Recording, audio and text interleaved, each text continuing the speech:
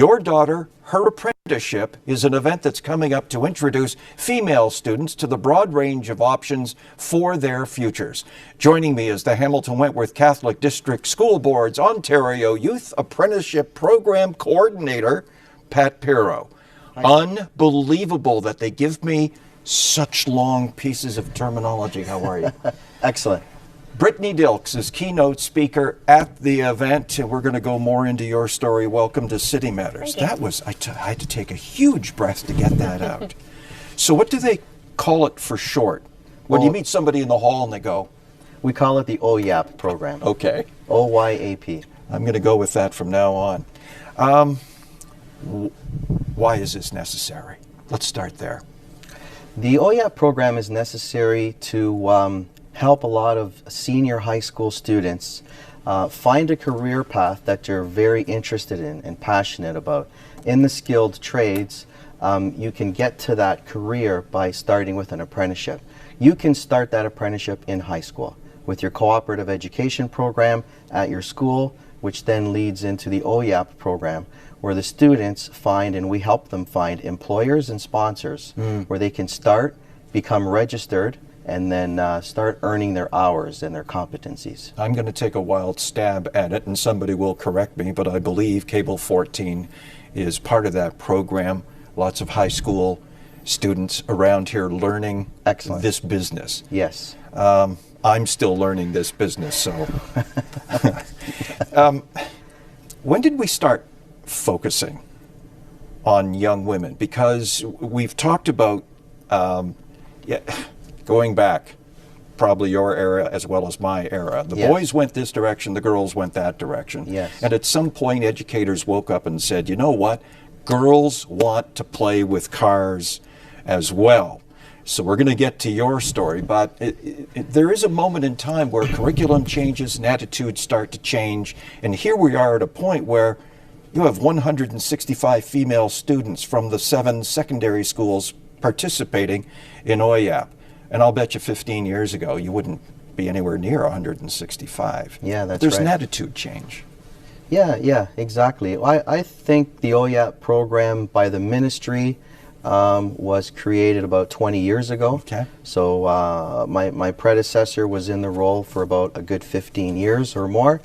And it takes a while, but Brittany was part of that program when she was in high school at St. Thomas More Catholic Secondary School. And I believe it grows and grows every year.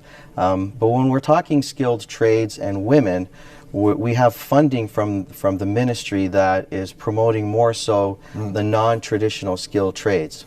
Automotive service, construction, manufacturing, welding, because those traditionally were for boys and men. So we're encouraging and making the girls more aware, because we know they can do it, make them feel more confident that they are good pathways for them as well. So to you, St. Thomas More, you probably helped out, I'm sure, for 4 years, Halloween for Hunger. Yes. Oh, yeah. Yes. Yeah, the More students, it's like a beehive of activity come the fall. I think they set another record last year. And everybody gets involved, but that's not why you're here to talk, because you went a different path. You went a traditional boy path. I did. So what was the spark for you? What's the genesis for you to want to get? You're at a Acura dealership out in Burlington, right? I was at an Acura dealership. Okay. I'm actually a teacher now at Lester B. Pearson High School in Burlington currently. And what are you teaching? I am teaching automotive. Awesome. Awesome. Yes. Isn't that great? It is great. Yeah. How did it start for you? For me, it started with my dad in the garage. He was always very interested in cars, and we always spent our time working on them together, so he was my main inspiration. And in grade 10, when I had to decide between getting a job or working at a co-op program for the summer, I decided to try a car dealership, a Ford dealership, Airport Ford Lincoln in Hamilton. Yep. And I worked there and did my first co-op program, and I knew that it was for me. So my guidance counselor at St. Thomas More got me my apprenticeship. So by the time I was 16, I was a sign-on apprentice, and I was logging my hours towards my final goal of 6,500 hours to get my license. So you didn't mind goop up to your elbows and everything under your fingernails? No, it didn't bother me. And, you know, it's more of a clean trade now than it was. Yeah. We wear gloves, so our fingernails stay clean. There's a lot of electronics on cars now, too, so it's not as dirty of a job as it used to be. But I liked working with my dad, and I liked that I had that interest in the cars, and so I just kind of pursued it from there. And I wanted to do something that I loved. Instead of just going to work and working the 9 to 5 and can't wait to go home, I wanted to enjoy while I was at work. I think it's great that you're teaching. I want to come back to that. And we're not just talking about automobile dealerships. We're talking about a whole bunch of different skills and different kinds of companies. And Hamilton now, as we turn into a white-collar town, the opportunity, I would think, for young women with different skill sets, and I'm going to throw in the word different perspectives on how to deal with problems, how to deal with customers, but to deal with solving problems in the workplace. It's got to be beneficial to folks looking to hire. Yeah, absolutely. The most of the skilled trades we call what you learn are transferable skills. A lot of the mathematics and the science and how to problem solve, turn wrenches, use a lot of technology today, and especially in automotive service in the problem solving. The technology has really increased, and as Brittany says, that particular career field, automotive service technician, has become a highly skilled profession where there's a lot of electronics, computers, sensors, hydraulics, pneumatics on automobiles today. And more so with the electric cars coming and self-driving cars, I really think that's going to be a highly skilled trade, even more so.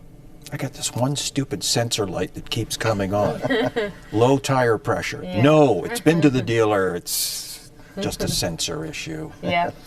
So you're teaching, Yes. and boys, girls, mixed class, or I find that the longer that I'm out of school, the more girls I end up getting. really? So when I started, I was at Iroquois Ridge High School. When I started there, I didn't have any girls in my class, and by the time I had established myself at the school, I had 10 girls in each of my classes. What age group at that first one? The age group is normally from 15 to 18. Okay. Yeah. And like the boys came in and said, like, she's going to teach us this? I don't think that right now kids really see boy or like man or woman as a teacher. They just see that I'm a licensed technician. I think they think that's really neat. And then once I show them what I can do, they seem to think that it's a great thing.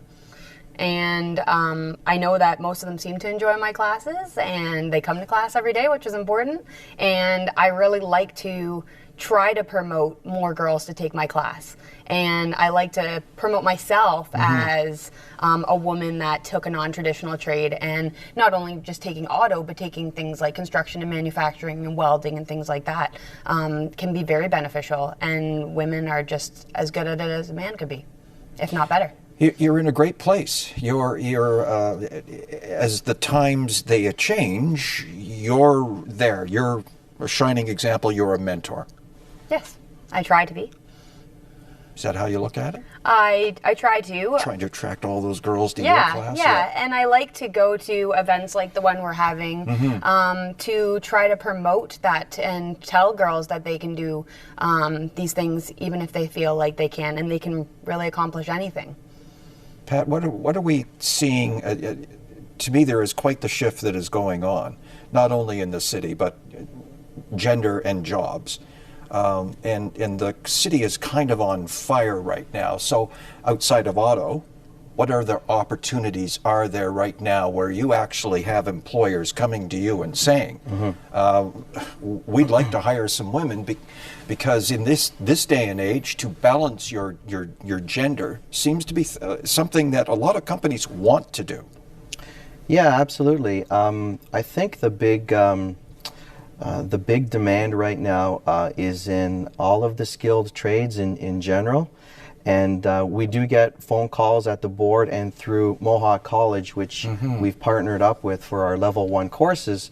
We're getting some feedback where employers are looking for carpenters, very big right now, truck and coach mechanics, welders, and brick and stone masons. So all the trades are in demand, but there's always going to be some hot spots.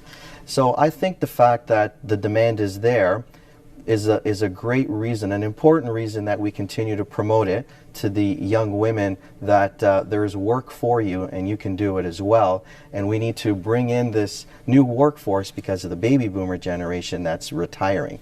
So the number is about 40%.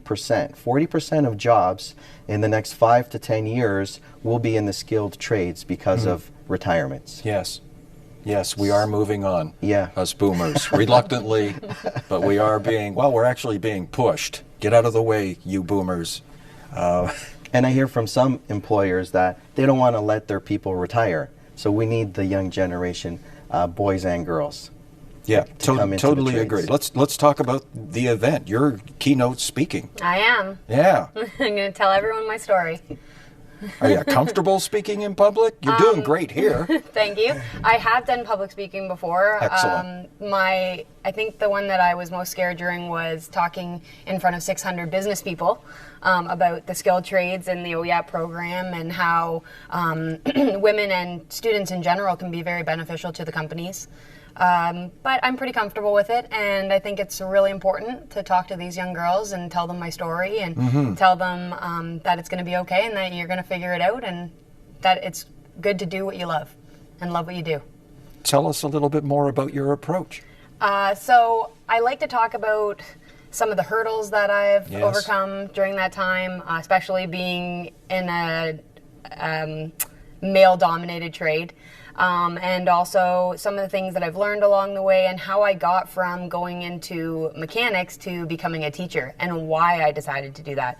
So that's kind of how I'm going to approach my story and let the girls see kind of my path that I took, and that every path is different, and they might stay where they are as a construction worker or a manufacturer. They might go to something else completely different. But that's what's great about the trades, is that there's so many different avenues to go. If you don't mind me asking, how old are you now? I'm 32.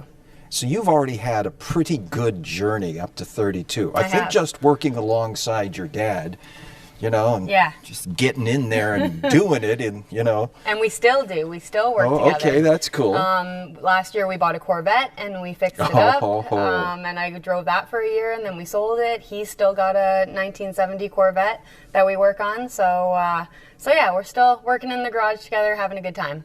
Well, that is very cool. I'd love to hear more kids working beside their parents. That is really cool. Getting over the barriers, and now teaching and mentoring. That's an awesome journey so far. Yeah, I'm loving every minute. Yeah. Let's talk about the event. Okay, so it's this Thursday, April the 12th. Yes, sir. At the Nicholas Mancini Center in behind the cathedral.